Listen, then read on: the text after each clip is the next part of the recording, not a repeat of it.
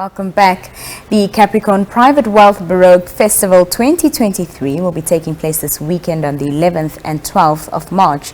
To give us more details on the Baroque Festival is the chairlady of the Namibian National Symphony Orchestra, Irmgard Rannersmann. Irmgard, good evening and thank you so much for joining us. Good evening. Thank you for inviting me.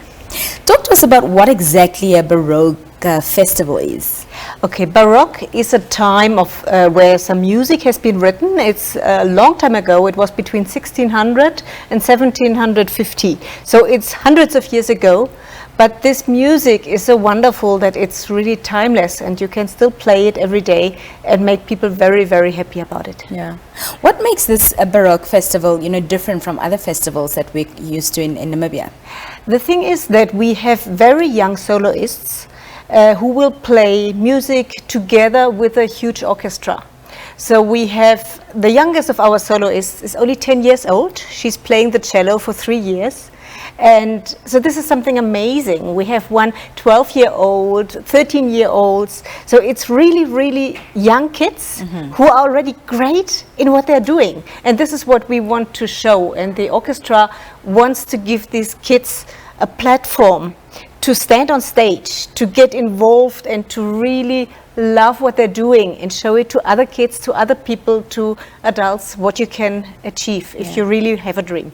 This is not the first edition of the Baroque Festival. Talk to us about, the previous editions and how this one's going to be bigger and better. Yeah, well, we have it for years already. It started together with the College of the Art and to give the students of the college a platform. But at the meantime, it's much bigger because every teacher who is teaching an instrument or singing in Namibia can send us their students, and then they come for auditions and we choose the best ones, and then we will have something really great. And I think the Baroque Festival had to be very, very tiny in the last years because of COVID, and then we couldn't perform with audience. And so this year again, we're back to track. We have a nice big orchestra, and we have these kids. And even in the second part, we can make a big piece from Vivaldi with a whole choir. Yeah. As is common with music in general, of course, over the years it evolves. So do you also, orchestral music, as you said, the Baroque music specifically is from the 1600s to the 1700s. Do you incorporate new, styles, I suppose I could call it, into orchestral music as well to make it contemporary and modern? Yes, we had last year had the first performance of the first ever Namibian opera.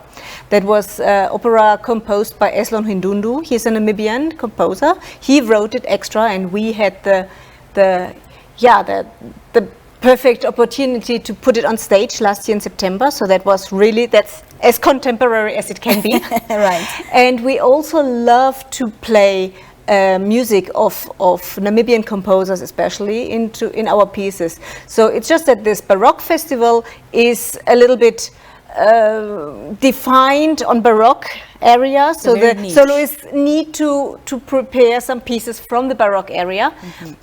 So we will have the Concerto Festival in September, and there we can have more variety. Then we also, in other concerto festivals, we had pop music, we had different kind of music. Yeah. And how are the preparations going for this weekend? Oh, they're going great. So the choir is rehearsing for months already.